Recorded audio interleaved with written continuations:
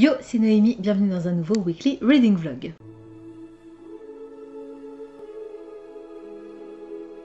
On est le lundi 17 mai et il est 18h09.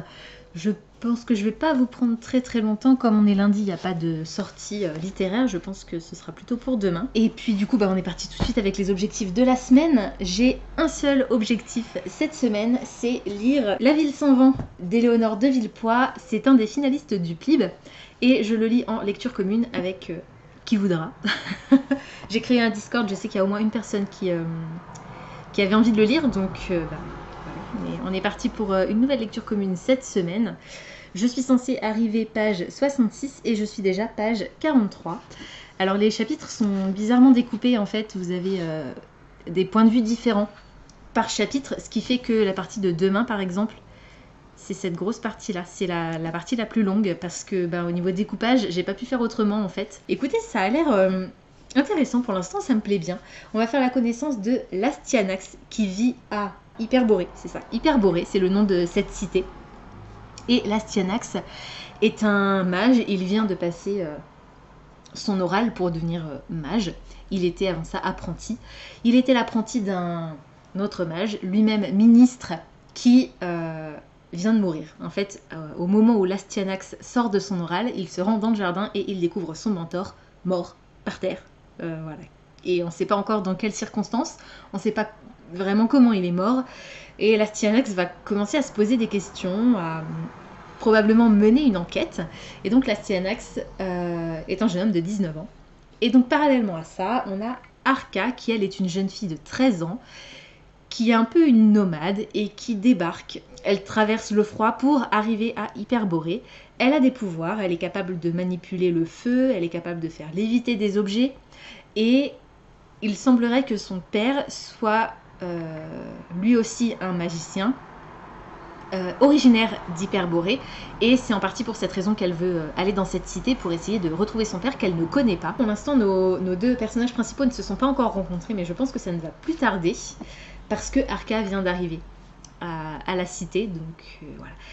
C'est intéressant, j'ai l'impression qu'il y a un système politique et un système de magie assez complexe et intrigant.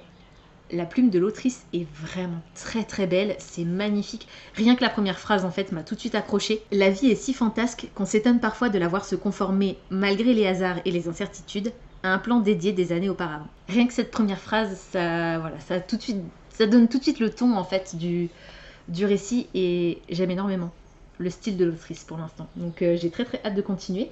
Je vais terminer tranquillement ma partie pour aujourd'hui, là juste après vous avoir parlé. Et puis je vous en dirai peut-être un petit peu plus demain. Du coup, en tout cas, ça a l'air vachement sympa. Ouais, c'est ça, en gros, à l'arrière du roman, sans relire le résumé, les 3 phrases d'accroche, c'est « Lui recherche l'assassin de son maître, elle, le père qu'elle n'a jamais connu. Lui a un avenir, elle a un passé. » Parce que Arca, je sais pas si c'est noté dans le résumé. Bon, c'est au tout début, hein, je vous l'ai dit, je suis page 42, mais bon, c'est pas noté dans le résumé, donc je vais pas trop vous le dire. Arca est originaire d'un clan, d'un peuple, qui est assez mal vu par le reste du monde. Et du coup, elle cache un petit peu aussi son identité. Et elle a vécu des choses pas faciles, apparemment. Donc, j'ai très hâte de voir comment ces deux personnages vont se rencontrer, comment ils vont se lier d'une façon ou d'une autre. Lui, il a 19 ans, elle en a 13. Elle est un peu jeune, du coup. J'ai peur de moins m'attacher à son personnage à elle. On verra. Je sais pas trop quoi vous dire de plus parce que pour l'instant, je suis vraiment au tout début. Donc, mais ce bouquin est magnifique. Voilà, il a du foil. Et puis, je vous l'ai montré, hein, la façon dont les chapitres, les en-têtes et tout ça, les découpages, c'est vraiment magnifique. Alors, on n'a pas de carte par contre. On a un index. On a un glossaire et on a une liste des grades, personnages qui font partie du Magisterium, puisque c'est comme ça qu'est nommée la communauté magique, on va dire, de Hyperborée. Voilà. Donc pour l'instant ça me plaît bien. C'est encore un peu nébuleux, un peu mystérieux, mais ça me plaît bien. On a des créatures fantastiques. Alors on a déjà rencontré un serpent de glace qui est capable de lire le passé, le présent et l'avenir. Et on a des gens, des commerçants, qui se baladent à dos de tortues géantes sur des rivières ou dans les sortes de canaux. Ça a l'air, niveau décor, visuellement, ça a l'air vraiment chouette. Donc j'ai très hâte de m'y replonger. Et du coup, comme dit, je vous en reparlerai un petit peu plus demain, j'espère, quand j'en saurai un peu plus. Normalement, cette semaine, je devrais recevoir deux petites choses, peut-être 3, puisque j'attends aussi le tome 5 de la chronique des Bridgerton qui devrait pas tarder à arriver, je pense, cette semaine. Et j'attends 2 parutions de chez De Saxus. Je vous en reparlerai le moment venu, mais j'ai très hâte. Je crois que c'est tout, vraiment, pour aujourd'hui. C'était pas grand chose, mais juste histoire d'introduire un petit peu cette nouvelle semaine. Comment s'est passé votre week-end? Moi, c'était pas facile, mais on va dire que nouvelle semaine, nouvel état d'esprit. Hein, voilà, on va dire ça comme ça. C'est pas la fiesta en ce moment, mais ça peut arriver et je vais rebondir. Il n'y a pas de souci. Du coup, je vous laisse et puis je vous retrouverai demain pour la suite de ce vlog. On est mardi, il est 19h21 et je vous reprends pour vous parler un petit peu de tout en fait. Aujourd'hui, il y a un petit peu de tout. Donc on va commencer par les sorties du jour. On est le 18. Donc, j'ai noté 4 sorties en VO. La première, c'est The Betrayals de Bridget Collins. C'est de la fantasy historique. On a une compétition et apparemment c'est une réédition qui est parue il y a quelques mois, années, je ne sais plus. La couverture est sublime. J'ai également noté In the Ravenous Dock de A.M. Strickland. C'est de la fantasy LGBT, QAA+, avec un personnage pansexuel, personnage principal pansexuel, qui est une magicienne de sang, d'après ce que j'ai compris. Et elle est... en gros, dans cet univers, la magie est très réglementée et très surveillée, ce qui fait qu'à partir du moment où on découvre qu'elle a des pouvoirs, on lui a assigné un esprit, l'esprit d'un mort, un genre de fantôme en fait, un mort-vivant, je sais pas, un genre de fantôme, qui doit la surveiller constamment, être tout le temps avec elle. C'est l'esprit d'un jeune homme qui va tomber amoureux d'elle, mais on a aussi une princesse qui va également tomber amoureuse d'elle. Et je crois qu'il va y avoir une histoire de rébellion entre les vivants et les morts. Je suis pas sûre sur ce sujet, mais notre héroïne va avoir son cœur qui va balancer entre les 2 autres personnages et il semblerait qu'elle soit peut-être forcée de les trahir, quelque chose comme ça. Donc ça a l'air cool. J'ai aussi noté un middle grade qui s'appelle Office Ghosts. C'est écrit par Justina Hyland et on est sur un paranormal historique avec cette petite fille qui a la capacité de voir les fantômes vraisemblablement. Et ça se passe à Pittsburgh en 1922. Et enfin, deuxième middle grade, ça s'appelle A Kingdom Beyond, c'est le premier tome, The Force of Fire, de Sayantani Dasgupta, désolée pour la prononciation, et on est sur de la fantasy, il y a une histoire de démons, et ça se passe au Bangladesh, c'est inspiré par la mythologie du Bangladesh, donc voilà, ça a l'air sympa et assez original du coup comme environnement, donc j'ai hâte, j'ai très hâte. Ça, c'est pour les sorties du jour. Ensuite, lecture en cours. Hier, je ne suis pas parvenue à atteindre la fin de la partie d'hier, mais je l'ai fini ce midi. Il me restait 3 pages, je crois. Non mais la honte, sérieusement la honte quoi. Il me restait un petit peu plus. Il me restait juste ça.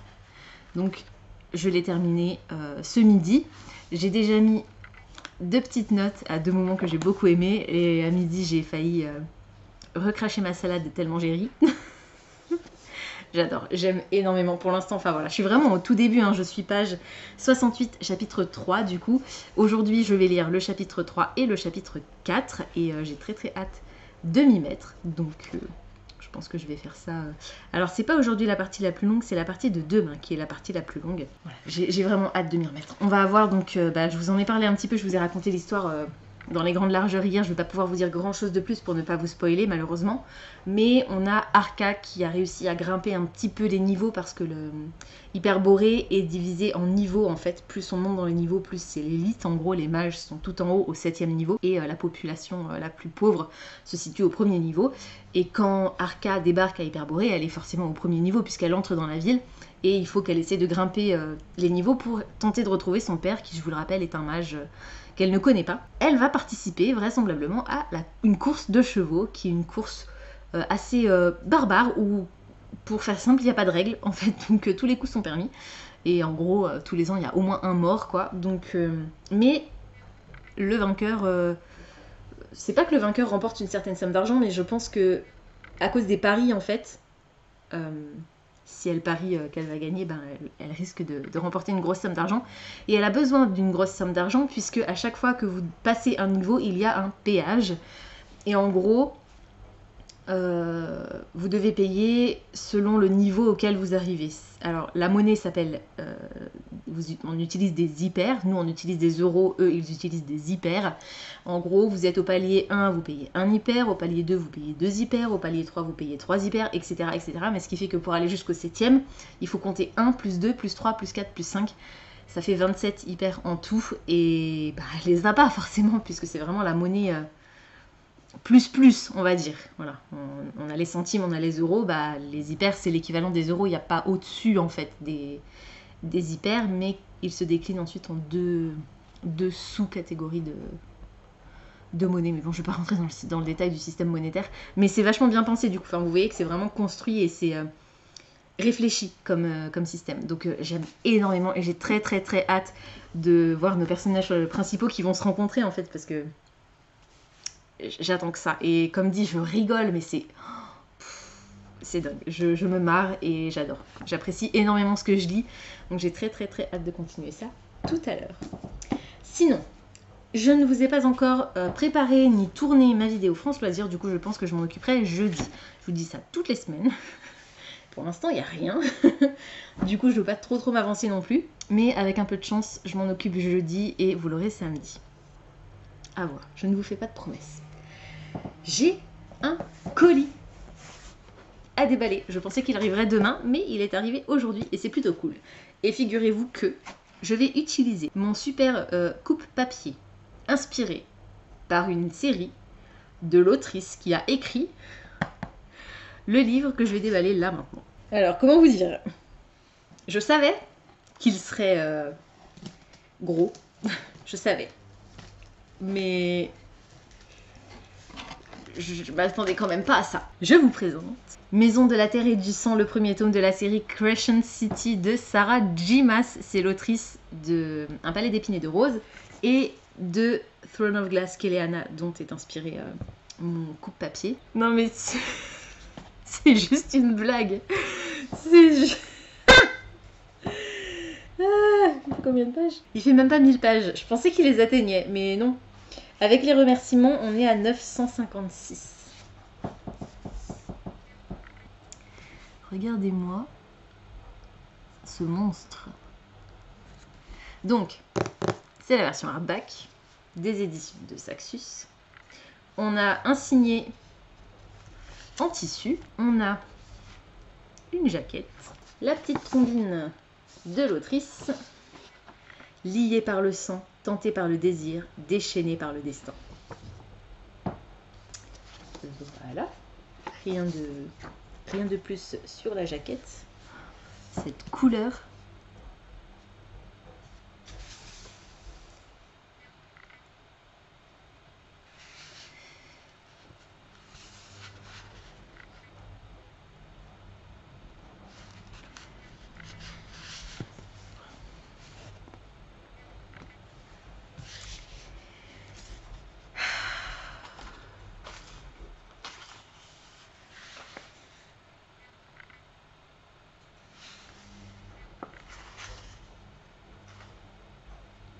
Avertissement de contenu, j'adore. C'est une des choses que j'aime particulièrement chez De Saxus. Bon, j'aime quasiment tout chez De Saxus, hein, vous le savez. Sauf quand. Mais bon, n'en parlons plus, c'est du passé. Mais j'apprécie énormément qu'ils mettent un avertissement de contenu en fait, parce que c'est encore assez rare pour l'instant que les éditeurs le fassent, et je trouve que c'est bien. Donc avertissement de contenu, si vous ne voulez pas savoir, je vous invite à couper le son juste le temps que je termine de le lire. Donc avertissement de contenu, langage grossier, violence, drogue, sexe, sexisme, misogynie, humiliation, description explicite de blessures, racisme, suicide, dépression, esclavagisme, eugénisme, guerre, négligence parentale. Ça fait beaucoup. Mais il faut ce qu'il faut. C'est bien de le signaler, je trouve.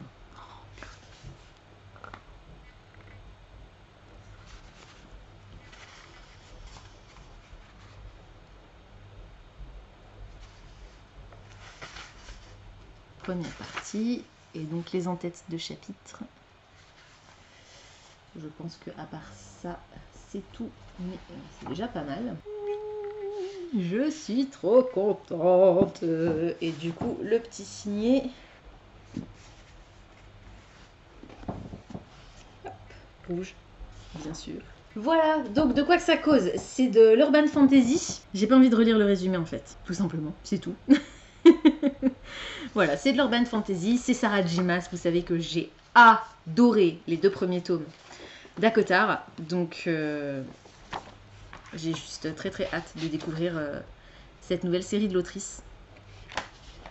Je ne sais pas quand, et d'ailleurs je sais pas où je vais le mettre parce qu'il rentre pas sur mon étagère de Saxus. Je crois que je vais devoir le mettre debout devant en présentation le temps que j'en enlève un autre. Voilà, bah écoutez, c'était le petit boucol du jour, musique contente.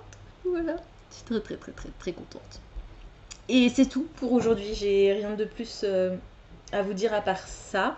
Je n'ai pas repris Chroniques Zomérides, du coup, je me concentre sur La Ville sans vent. Et normalement, quand vous verrez cette vidéo, la lecture commune sera terminée, mais n'hésitez pas à regarder quand même dans la barre d'infos le lien vers le Discord, si ça vous intéresse de découvrir un petit peu les éléments... mes réactions sur les éléments spoilants, on va dire, parce que là je vous en parle pas pour ne pas vous spoiler justement, mais comme on utilise les balises de spoiler dans le Discord, vous risquez pas de vous faire spoiler, et si vous avez déjà lu le roman, vous en saurez un petit peu plus en allant sur le Discord, voilà, tout simplement. Du coup je vous laisse, et puis je vous retrouverai demain pour la suite de ce vlog. On est mercredi, il est 19h01, ça vient juste de passer à 1 minute, et... on va commencer par les sorties du jour, si vous voulez bien. Si vous voulez pas, c'est pareil. Donc, mercredi 19 mai, j'ai noté 2 sorties, c'est 2 sorties en français. Ainsi gèle les bulles de savon, c'est le nouveau Marie Vareille. Je n'ai pas besoin de savoir de quoi ça parle, c'est Marie Vareille. Je veux le lire. Voilà, je sais même pas de quoi ça parle. Et en plus, ce titre est génial. Et le deuxième, c'est Silence de Dylan Farrow. C'est de la fantasy young adulte avec un personnage qui a des pouvoirs magiques qu'elle est obligée de cacher.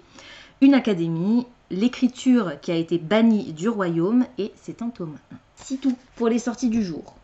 Mais alors, les amis, concernant La Ville sans vent, j'ai pas avancé. J'ai pas lu hier, j'étais fatiguée, je me suis endormie. Donc voilà, tout simplement. Rien de plus à dire. Par contre, voilà, je sais pas. Je ne sais pas. Ça, je sais, c'est France Loisirs.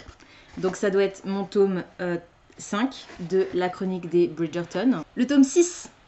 Et du coup, donc Francesca. Et l'autre, normalement, ça devrait être le tome 5. Le tome 8, c'est n'importe quoi. Donc le tome 6 et le tome 8. Donc j'attends encore le tome 5 et le tome 7. Tout va bien.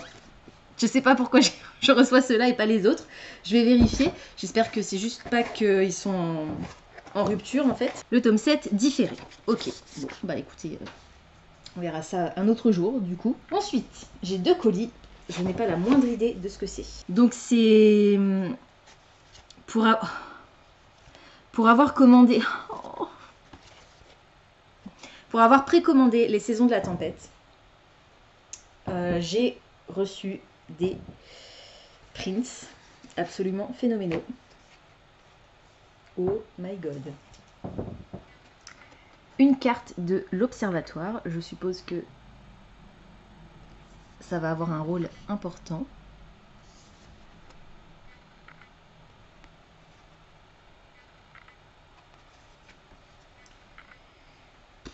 Je sais pas où le poser pour qu'il reste plat. On va mettre ça là. Et alors, oh my god quoi.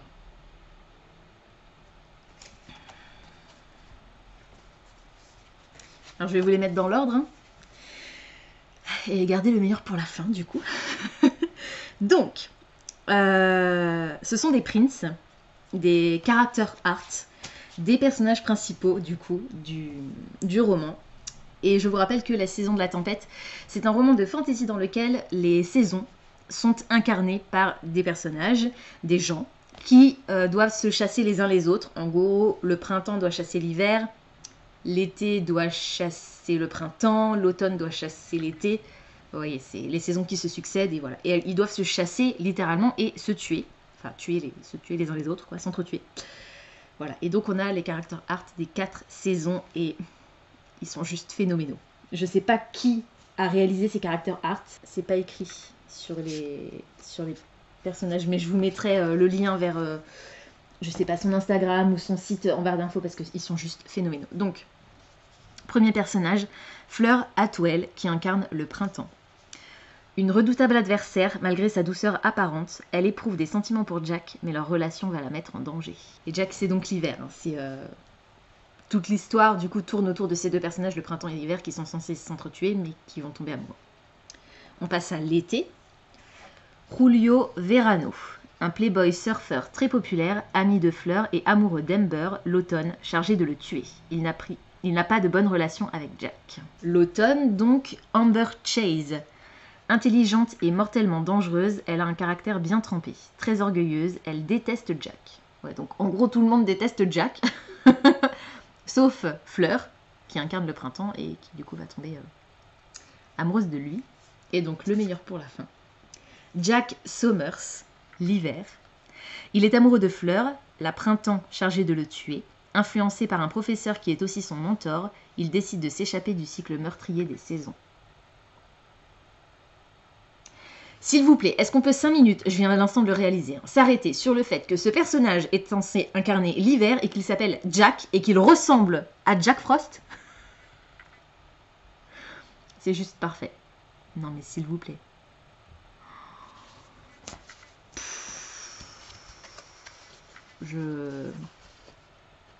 Voilà. Oh my god quoi.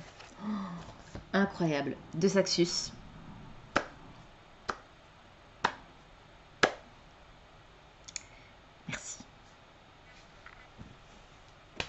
Qu'est-ce que vous voulez que je vous dise de plus? Il faut que je lise ce livre, absolument. Je vais essayer de me le caser prochainement, parce que là, je ne vais pas pouvoir attendre beaucoup plus longtemps. Du coup, ouverture du dernier colis, qui doit probablement être la contrepartie d'une campagne de financement participative Ulule. Petit marque-page. Donc c'est un roman écrit par Émilie B.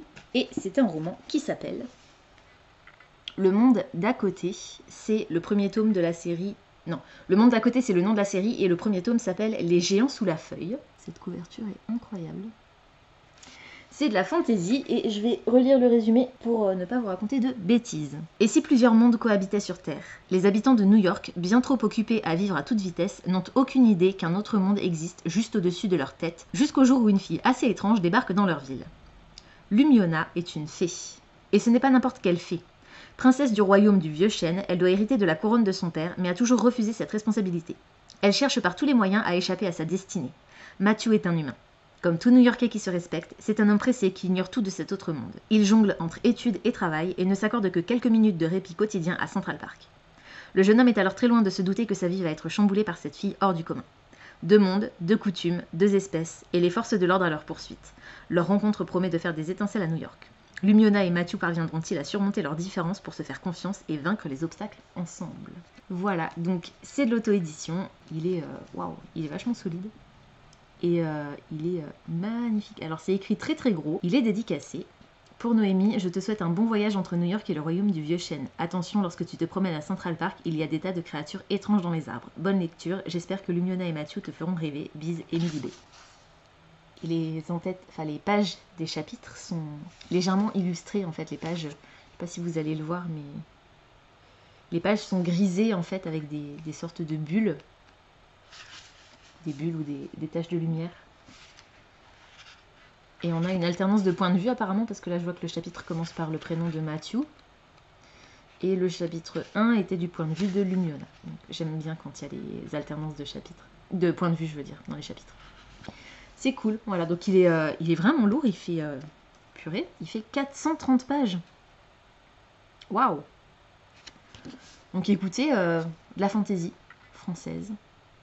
Auto-édition. Il faut soutenir les auteurs. Donc j'ai très très très hâte de le découvrir. Et je vous en redirai des nouvelles un de ces jours. Voilà, écoutez, bah du coup, c'est tout pour aujourd'hui. Mais franchement, c'est cool. Ça fait plaisir de recevoir tous ces petits trucs petits hein, dans la boîte aux lettres. Voilà. Et comme j'ai pas lu La Ville sans vent hier, ben j'ai rien de plus à vous dire pour aujourd'hui. Du coup, sur ces belles paroles, je vous laisse et je vous retrouverai demain pour la suite de ce vlog. On est jeudi, il est 17h03 et encore une fois je ne vais pas vous prendre très longtemps parce que je n'ai toujours pas lu, je n'ai toujours pas avancé dans La Ville sans vent, c'est une catastrophe. Je vais essayer de m'y mettre juste après là pour avancer au max du max. Du coup, rapidement, les sorties du jour, je n'en ai noté que 2. J'ai noté le nouveau Aurélie Wallenstein qui s'appelle Le désert des couleurs. C'est un roman de fantasy ado avec une histoire de un désert et le sable de ce désert enlève la mémoire des gens et on va avoir 2 personnages qui vont partir dans une quête. Je ne sais pas exactement laquelle. Et le deuxième titre que j'ai noté et qui sort aujourd'hui, je l'ai reçu. Je l'avais commandé pour le recevoir aujourd'hui et donc je l'ai reçu aujourd'hui. Et c'est le tome 2 de The Bone Season de Samantha Shannon, L'Ordre des Mimes aux éditions de Saxus. Donc c'est la version relié en hardback, comme d'hab à chaque fois je vous montre le dos à l'envers. Voilà, je n'ai toujours pas lu le tome 1, mais j'ai commandé le tome 2.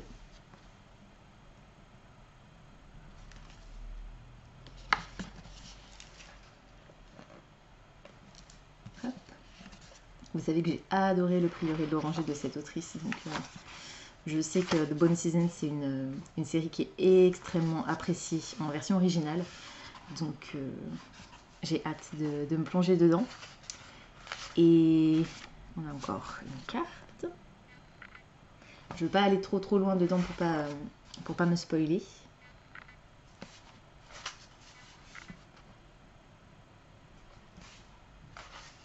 Et les en-têtes de chapitre ont des papiers de nuit. Et c'est tout. Et on a les trigger warnings, comme d'habitude, si jamais vous voulez commencer cette série. Langage grossier, violence, drogue, alcoolisme, description explicite de blessures, trafic humain, maladie chronique. Voilà, donc avec ce magnifique foil et sans jaquette cette fois-ci. Il est rouge, je l'aime beaucoup. Le premier était bleu et celui-ci est rouge comme le dernier que j'ai reçu de Saxus, Crushing City, la couverture est rouge aussi. Voilà, donc j'y suis contente. Et du coup, je me suis toujours pas occupée de la vidéo sur France Loisirs. Et comme je me suis mise en pyjama, c'est pas aujourd'hui que je vais m'en occuper. Donc, peut-être samedi, dimanche. Et vous l'aurez la semaine prochaine. Désolée, hein, c'est... Enfin, du coup, la semaine où vous verrez ce vlog, avec un peu de chance. Peut-être. Je suis pas en forme en ce moment. Voilà, j'ai un peu la flemme. C'est pas que j'ai la flemme, mais... je suis fatiguée, on va dire ça. On va refaire simple, je suis fatiguée. Du coup, je vais aller me poser sur mon lit. C'est pas une bonne idée, je sais. Je vais peut-être pas me poser sur mon lit, je vais peut-être me poser dans le canapé. Avec mon bouquin et essayer d'avancer. Au moins rattraper mon retard. De toute façon, je peux pas faire plus que rattraper mon retard. Je vais pas non plus m'avancer sur les parties de vendredi, samedi et dimanche. Ce serait pas juste. Mais ouais, j'aimerais bien rattraper mon retard dans La Ville sans vent. Surtout que, enfin...